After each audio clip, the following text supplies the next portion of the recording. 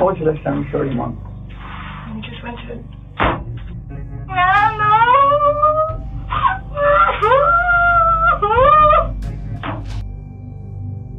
March 27, 2014 was a normal day like any other day in Robstown, Texas. Lavonda and her husband Timothy were watching TV at home when there was a knock on the door. A young boy was standing behind the door. Lavonda asked from behind the window, "Do you need anything?" The boy said, "Can he come closer?" He seems like a good boy, so Lavonda went and opened the door. But he could not guess at all. What is he going to hear from that young man? Like, is there an emergency? Yes, ma'am. Someone just knocked on my door. He's here at my door right now, and he wanted me to call 911 because he said he just murdered someone. Okay, and he's there right now? Yes, ma'am. I'm sure. And he said he murdered someone? Yes. Okay, is there any way that maybe I can speak to him? Would you like to talk to 911 on the phone? Sure. Hello? So what's going on, sir? So, as I said, I murdered someone, actually. Until the police arrived, the boy calmly told Timothy the details of the murder of a woman named Kimberly Hill. Timothy asked him, "Why did you do that?" He answered, "I had many reasons."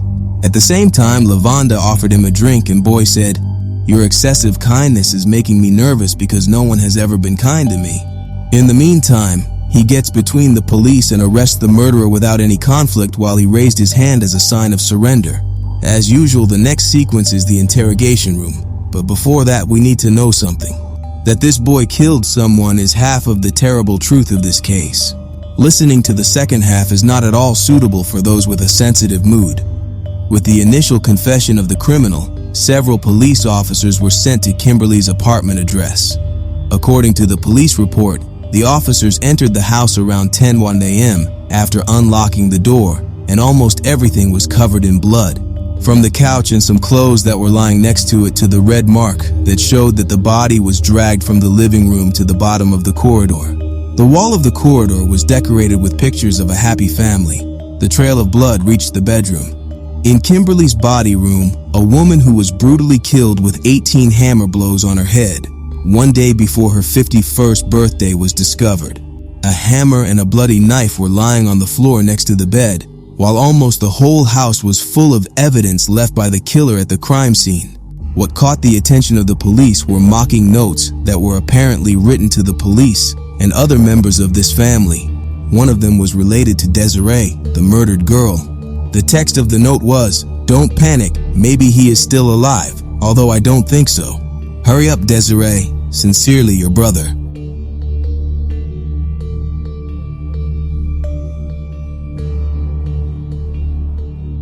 The young boy who was arrested an hour ago in Robstown and is now in the interrogation room waiting for the investigators to enter is none other than Kevin Jezreel Davis, the 18-year-old son of Kimberly Hill.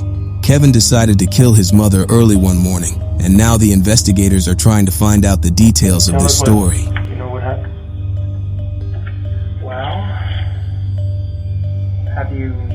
has anybody gone to the house yet? Do you really? We know what happened. We have, but we want to hear it from you. Or we have an idea. You're the only one look at this. Start at the beginning, man. What caused all this? Well, very beginning, I asked my mother for permission, or rather kind of side, because, well, that doesn't really matter why I wanted to. Sure it does. I'm bored with life. I don't like life. I don't like people. I don't like living, basically. There's really anything depressing about it. It just is what it is. And so...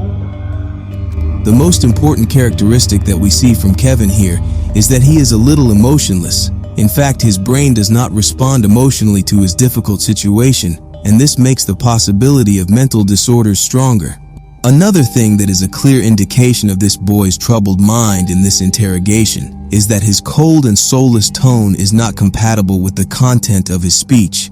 As we go further, he makes more horrible confessions, but his tone does not change.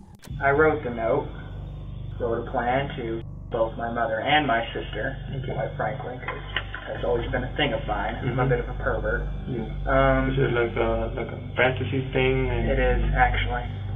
So, that didn't happen. Best laid plans never work out, apparently, or at least the one scribbled on a piece of paper. because she had decided she was sick of this stuff and she was going to go send me to live with my sister again. And so I kind of leapt off in a fury and just did it right then and there. Okay. You did what? Well, I tried to strangle her with a cord, a ripped cord from a video game console controller. That didn't work, huh? What was this out of your brother's finger? She was sitting on the couch watching TV. Okay. That didn't work out too well. She started screaming, and so I went to her room, opened a drawer at the very bottom to the right.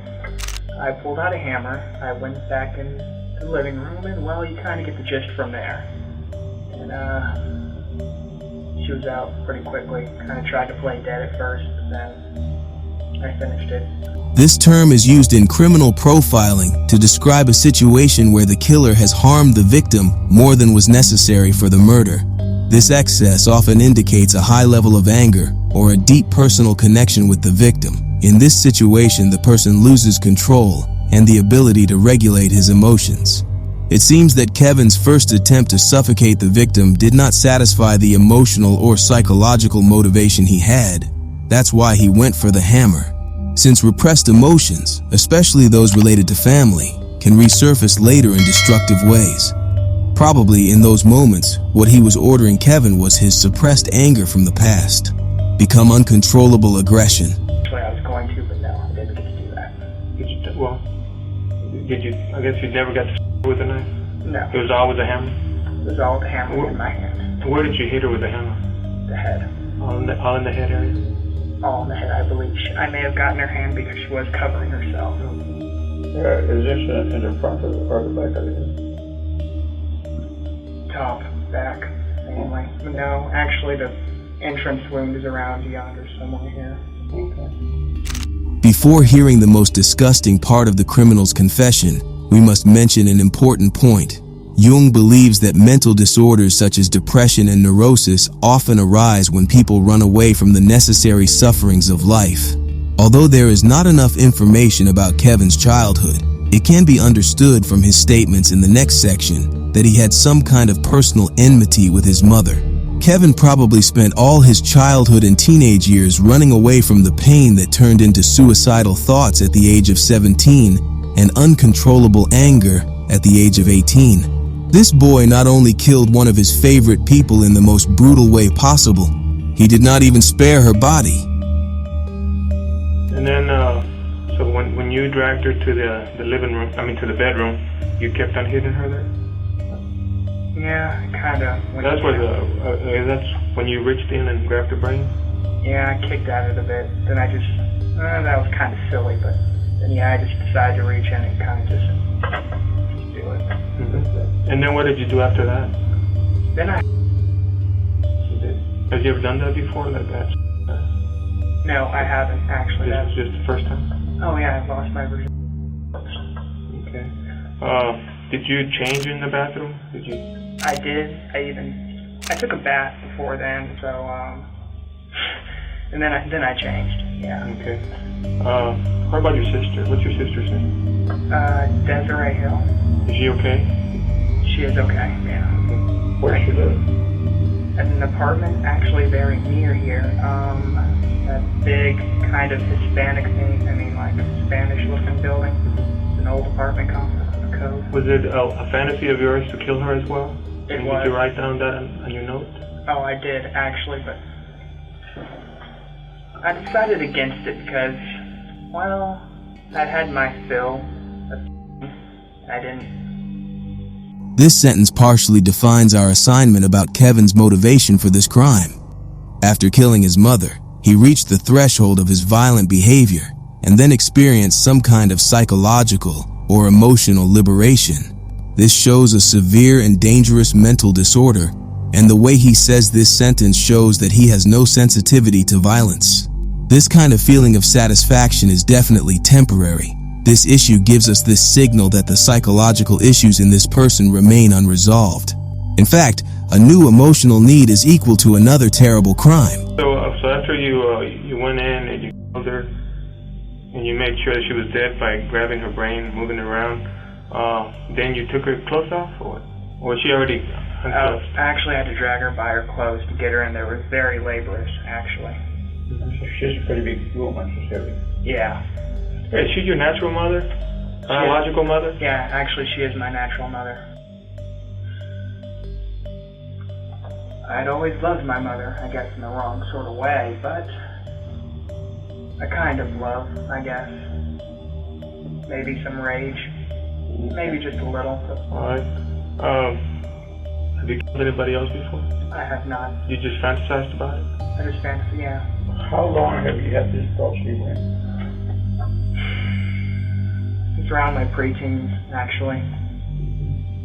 Yeah. Do you ever seek any kind of medical attention, psychological?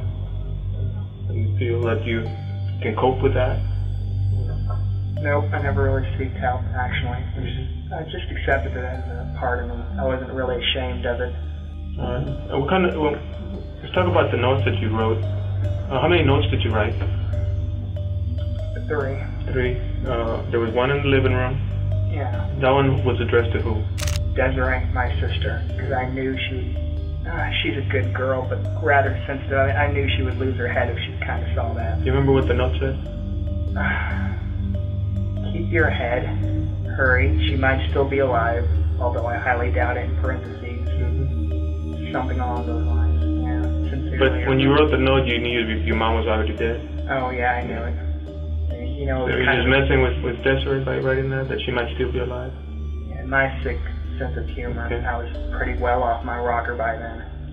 And then there's a second note in your mom's bedroom. What did that one say? Do you remember? Chase me. Was that addressed to the police or to who? I was in a very playful mood at the time. Okay. I just wanted to run. Just wanted to see how far I could get. But yeah. Kevin says that after the murder, he left the house on his bicycle. He was planning to leave the city and even the state, but a couple of hours later around Robstown, he changed his mind. He left his bike next to the trees and started walking by the train track, where he seems to have come to his senses for a moment and regretted what he had done. Although according to the rest of his speech, it is unlikely that he was sad because of the loss of his mother. The truth of the matter is that he was financially dependent on his mother, and probably because now he has to sleep on the street and hide in the forest, he feels remorse. In any case, after walking for a while, he decided to go to the first house on his way to ask them to call the police. What brings you here other than your life? You just give up on life now and you need to tell somebody what happened, basically, right? I guess, yeah. Your inside, you want to do one thing, but your inside tells you more, like your heart, right? It's talking out of your heart. You feel sorry you did this to your mom? In a way, yes, but I wouldn't take back what I did. It's strange, really. I did love her. In a way. Does she mean to me? Oh, no, she's been the best mother. Okay, so there's nothing that she did? Oh, absolutely nothing, no. If I was to ask you, what did she do to deserve this, what would you answer? Absolutely nothing. I'm a terrible, cruel, disgusting person. Yeah, basically. How'd you come up with the idea to have How did I come up with it? Yeah, was it? It's been a developing idea in my brain. In the following, Kevin recounts more details about the incident, such as how the conflict started, the use of a knife, hammer, and finally moving the body to the room. So far, the investigators have enough evidence against him and have obtained a full confession from him. The purpose of continuing the conversation is to gather information that will help the court make a better decision about how dangerous the offender is to society. In fact, whether Kevin will be able to apply for parole after a few years largely depends on his answers now. Let me ask you, at this point, what do you consider yourself? You consider yourself, I'm going to use a dirty word, okay, but I don't mean to insult you, okay? Do you consider you mentally disturbed? Do you consider yourself crazy? Do you consider yourself any of those? Or you think you're okay? You just got some bad thoughts? I'm not mentally disturbed. I mean, I'm sane. I know exactly what I did. I know that it's wrong in the traditional sense of wrong. Hello. It was just a fantasy you had, and you had to carry it out. Yeah. Not yet. Now I feel vaguely, But, kind of like I'm done. so, You still feel like well, you're done with your mom. You still feel like you want to keep on killing? To keep on, with other fantasies? Or how do you feel? I came here to pay for my crimes, so I guess I should continue with the truth. Truthfully. Yes, definitely. I would kill again. how about us? I think you want to kill us. Oh, no, rather, men aren't my thing, actually. Women. Yeah. Okay, Do you have a girlfriend? I don't. I've never had a girlfriend. I'll tell you what, give me your fancy of a woman. Oh, your fancy would be your ace. What would that be? This is a little peculiar. I'm on camera. Okay, I'm not surprised at what I'm going to hear, but you tell me. maybe dressing up in a nice suit, sneaking into her house, disabling her boyfriend. I'd bring a pretty dress with me to dress her up in. I was always into but after that last blunder, I guess maybe something big and sharp would be more along my thing. Then I could, I don't know, probably, as I prefer my women dead. I would dress her up, I'd stitch her up, kind of try to work the head back on, perhaps. And then I'd go to town, and it would be a night to remember. And then I'd kind of just burn everything and run for the hills. You mentioned that you lost your virginity to a horse. Yeah. Can you tell us a little bit about that? What happened? Oh, well, just last night, my mother, yeah. Okay, not somebody else. You're talking about your mom. Yes. Okay, so before that, you had never had.